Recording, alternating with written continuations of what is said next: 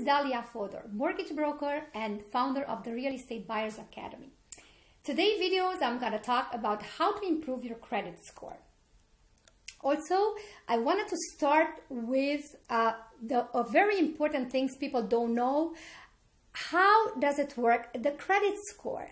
So the credit score is ranked between 300 and 900 points in Canada. Okay, this is called also a beacon score. So the 300 up to 500, you don't want to be on that range of a beacon score because this is very, very low. Everything between over 500 up to 600, it is a credit score which not too many lenders will lend you money, but they will find some lenders to lend you money in case you have that kind of credit score, but you gonna pay most likely higher interest rates. So what a good credit score is? A good credit score is everything over 600, okay? So this is a credit score we can work with. This is a credit score where the lenders, the bankers, they wanna work with you. They start working with you. What is a very good credit score? Everything over 680, 700 points. So 680, 690, 700 and over. This is the real credit score which the lenders wanted to see, okay? Now, if you go higher and higher, definitely everybody wants you. All they're gonna compete for your business. The higher the score you have, the better chances you have to get the best interest rates and the best products on the market. And I'm just gonna make a little note here telling you that there is lenders out there who don't want people who have less than 720 beacon score. So you imagine the competition is there, but they want to see quality credit bureau. So we realize now, we talked about what is the credit score from how much to how much, from 300 to 900, and another thing, up to 800 beacon score we're gonna see in general people. The average is about 700, 720, 740, okay? Now, the people 800 and plus up to 900 are not too much on the market, okay? We don't see that too often. Maybe 1, 2, or 3% maximum of the population had that kind of beacon score. Don't stress yourself to go right there. We don't want you to go over 800 points, okay? It's okay if you're still below, but be steady, stay there. So now, what I'm going to tell you today is how to improve your credit score. There is not a magic wand which will do that. That takes time and patience, and you have to learn. We don't learn this in school, unfortunately. We do go out there, we start spending our credit cards, or we don't want its credit cards, even worse. And then what's happening when we wanted to buy a house one day, or we wanted to get a car one day, there is gonna be no lender who's gonna like us. So here you go. Now, whatever you're young, or you got whatever, if you're in a middle age or older, you have to listen to what I have to say. So here you go. First and very important, get a credit card. Many people think that if I don't have a credit card, I am very good. I have my own money, I can spend, I can handle, I don't need a credit card. Wrong. So what you have to do, you have to apply for a credit card, okay? So important for you will be to get a credit card, at least one, and with that credit card, you try to get another product which is going to be maybe an installment monthly. Let's say you're going to buy a furniture, okay?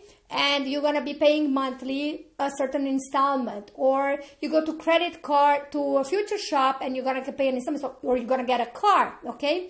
Your car payment every month, that's going to be an installment. So right there we see two credit products, a credit card and another installment, and this is going to build up slowly your credit score.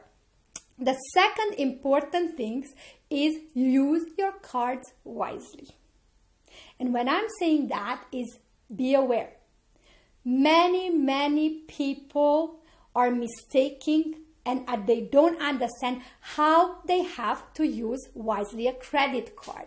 So first of all is the fact that we do not have to go over the limit, okay? So let's take an example. You have a MasterCard and your limit is $2,000, yes? Okay. You're spending $200, $300 a month, okay? Let's say in gas, every week $50. This is fine, good, up to here. But then one day you decide, wow, I would like to go to buy a dining room set in my new home, or I wanted to go buy a fridge and a stove. So what do? You spend $2,000, okay, knowing that you have $2,500 or $2,000 in your credit card, okay, and then you're approaching very much the limit, or even worse, you go over the limit. That is a big no. Why? As soon as you're approaching the limit, or worse, you're going over, your credit score goes down dramatically. So you know you're gonna go shopping. You know you intend to buy a big item. Call up your credit card and ask them to raise your limit. Let's say you want to buy a product which is going to cost you $2,000. Raise your limit to $3,500 to $4,000.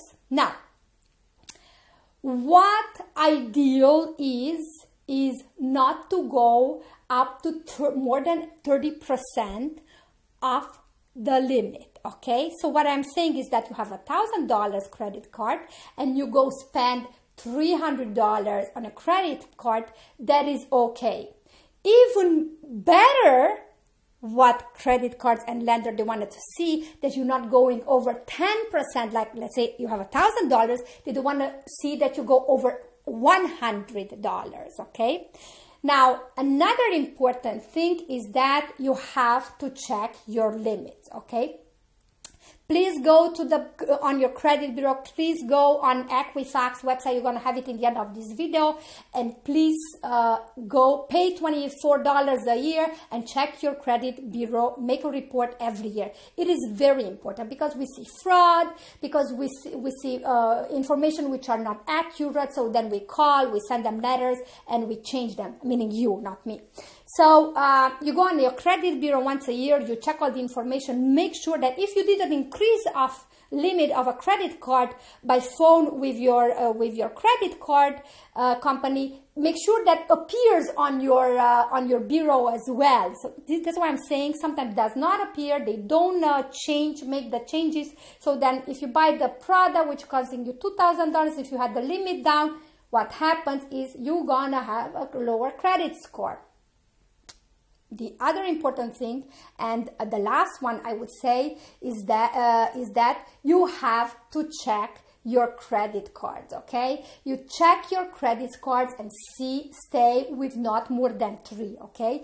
You don't have to keep them on your account active if you do not use them. Close them down. You don't use them, you close them. If you don't close them, you keep them there and inactive, they're gonna lower your credit score. And the last thing I wanted to say, and I reminded you in the other video, is you have to pay your credit cards in time. Do not wait until the last day. Many people do, oh, my due date is, let's say, 10th of April. Okay, on the 9th of April, on the 10th of the April, I'm gonna pay my credit card. No. Not good. You have to give 2-3 days. Even on the statement, if you get a bill, you'll see that is written in small letters in the bottom, please send the payment before the due date. So you have to leave them time to process the information and to have to give them the time to make the exact correction on your credit. So please do not wait until the last day. This is what I have to say. Please pay 2-3 days ahead if you pay by internet, 48 hours ahead than your due date. So this is all what I wanted to say. If you are interested to know more, or if you had any problems on your credit bureau, or if you have, let's say, things you don't understand and you want a little advice, please go on our website,